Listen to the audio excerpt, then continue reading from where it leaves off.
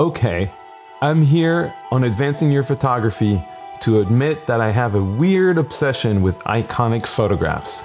You know, the one we've all seen a million times, like Behind Gare Saint Lazare by Henri Cartier-Bresson, Migrant Mother by Dorothea Lange, or The Kissing Cellar, for example, by Alfred Eisenstadt, and many more, of course. Welcome to this first episode of Secrets Behind the Photograph. I'm your host, Dotan Saguy. I'm a street photographer based in Los Angeles. We're going to start this series with perhaps the most famous street photograph of all time. You know which one I'm talking about? Behind Gare Saint Lazare, also known as Place de l'Europe by Henri Cartier-Bresson. Now, because this image is so familiar to all of us, we tend to think we know everything there is to know about it. Doesn't it feel that way to you? It did to me, at least it did before I started researching this episode. And let's just say I was in for a huge surprise, which I can't wait to share with you. So I hope you'll enjoy discovering the secrets behind this photograph as much as I did, and that you'll learn a thing or two about improving your own photography in the process. Now, let's start with a bit of background about this image. It was made in 1932 by who else than the bigger-than-life Henri Cartier-Bresson. Now, he's considered to be the father of street photography, and in fact, Time magazine included this picture in its list of the 100 most influential pictures of all time. Even though it might be Henri Cartier-Bresson's most famous photograph, it's also one of the first ones he ever made in his long career. To get some context for the photograph, I started looking for contact sheets, especially the contact sheet for this picture, which would show what other images he might have taken immediately before and after. Now, unfortunately, that was a dead end. It turns out HCB destroyed or cut up many of the negatives from that early period. So, sadly, nothing survived. Without a contact sheet available, I had to put on my detective hat to figure out what is most likely to have happened. Now, imagine a 24-year-old Cartier-Bresson walking the familiar streets of his native Paris with this new Leica freshly purchased a few months earlier. This is not just any camera that he's carrying. The Leica 1 had just come out on the market and was about to revolutionize what was possible in street photography at the time. So imagine in 1932, it was much more compact and much faster to operate than any other 35mm film camera to date. So the scene takes place at the intersection of Rue de Londres, or London Street, and Place de l'Europe. This is what this intersection looks like now. Now, why is this location important? Well, Henri happens to know it like the back of his hand. It's only a short 10 minutes walk from the apartment where he grew up at 31 Place de Lisbonne. He must have hung out around this area a lot. And at the time of the photograph, the street seems to have been closed and turned into a construction zone. And that was probably what piqued his interest as to what was going on behind the fence of this area that he normally was so familiar with. So let's put ourselves in the young man's shoes and look at the challenges that he must have faced as he approached that construction fence. First off, the Leica 1A that Henri was using had a tiny viewfinder window, and it had no rangefinder. So the only way to focus that camera was to either guess how far away you were from your subject, or to use zone focusing, which is probably what he used.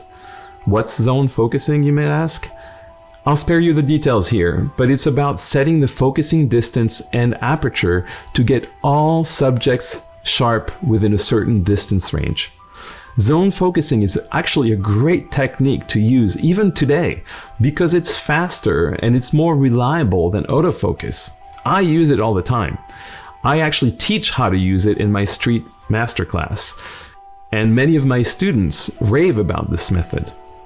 So To use zone focusing, Henri must have been using an aperture of about f8 or f5.6 and set the focusing distance to about 10 meters, which is about 32 feet. This would have made everything in focus from the foreground to the background of this photograph. But if that's the case, f8 is quite slow for an overcast day like this. So what kind of film was he using? Well, the film emulsions available at the time were extremely slow by today's standard. We're talking around 25 or 32 ISO, and that's in comparison with modern digital cameras that can reach 10,000 ISO and beyond. So the slow film and an aperture of f8 must have forced him to use a pretty slow shutter speed of around maybe 1/30th of a second. And on an overcast day like this, that's why there's a slight motion blur on the person leaping. Still, he must have had quite a steady hand to pull this off, or he possibly used the fence to stabilize the camera. We actually know from Henri's later interviews that his lens could not fit all the way through the fence, and that's the reason why he ended up cropping the left part of the negative, which was obstructed by a plank. So let's map this out. Since it's a vertical image, right, we know that, this is how he must have held his camera to get the shot. But wait a minute, do you notice anything strange? When we think of an action shot like this, we're assuming HCB was following the subject in his viewfinder and waiting for the right moment to press the shutter. But in this case, it would not have been possible for Henri to follow his subjects in the viewfinder. Do you see why? Given that the lens was squeezed between two planks and the camera was held vertically, the viewfinder, you know, that tiny viewfinder we were talking about earlier, would have been obstructed by the right plank or the left, depending on which direction he held the camera, which left no way for HCB to actually frame the shot. What? Now that's amazing. The most famous picture of the most famous street photographer of all time was shot completely blind, without looking through the viewfinder at all. Now, this little detective work of mine left me so incredulous that I was starting to look for a way to corroborate my findings. It just seemed too crazy to me that he wouldn't have looked through the viewfinder to shoot this. And that's when I found an interview that HCB gave in 2001. It was made only 3 years before his death. And in this interview, Henri claimed not even knowing about the man leaping when he took the photo. Let's see what he actually said. À travers les planches, j'ai juste passé l'appareil et j'ai rien vu. C'est pour ça que c'est un peu flou, parce qu'il y avait les planches étaient comme ça et je passais tout juste l'objectif. Puis je regardais comme ça et pas à travers le viseur, je ne pouvais rien voir. Et vous n'aviez pas vu l'homme qui sautait? Non, bon. C'est un coup de chance alors là. Non, mais c'est tout le temps la chance, il n'y a que ça. So, should we take a 93-year-old HCB at his word when he speaks about an event that occurred nearly 70 years prior? Was this picture really pure luck? Now, bear in mind that Cartier-Bresson was notorious for being overly modest when recounting his greatest exploits. So my personal interpretation of what he's saying here is that he must have actually looked behind the fence and looked between the planks and observed the man walking on the ladder to stay dry, right? But if that's the case, it's not unreasonable to expect that someone with his sharp observation skills and quick reflexes would have anticipated the jump with his naked eye and hurried to aim his camera through the fence and press the shutter at the right moment to try to capture the scene as best he could, even though he wasn't looking through the viewfinder, but, you know, just looking with his naked eye. Now, I know what you're thinking. If that's truly how he shot this masterpiece, using a camera that he wasn't even that familiar with at the time, This looks like either pure genius or a severe case of beginner's luck. Now, personally, I don't think either is completely fair or true. I think it wasn't pure luck. If you look at HCB's work after that, it proves it. The guy really knew what he was doing. I also don't think it was just pure genius. Cartier-Bresson had obviously worked at mastering composition from his training as a painter. He was familiar with the area, and he was quite familiar already with his equipment and had the right settings dialed in. That's why I would argue that there's a lot more to it than just sheer luck, as HCB might claim, or pure genius for that matter. So what can we learn from the way Henri Cartier-Bresson shot this iconic picture? And that might be, the biggest takeaway from this video. Now, the first point I want to make about those teachings is that some of the best street opportunities cannot be captured by looking through the viewfinder. I noticed that people often refer to this technique that he was using as shooting from the hip. They perceive it as a method to photograph people without getting noticed. And they resort to it typically because they're afraid of approaching strangers. Now, these assumptions are problematic on several levels.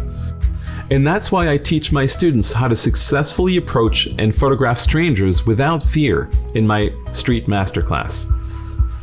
Shooting from the hip because you're afraid of approaching someone, in my book, really should be avoided.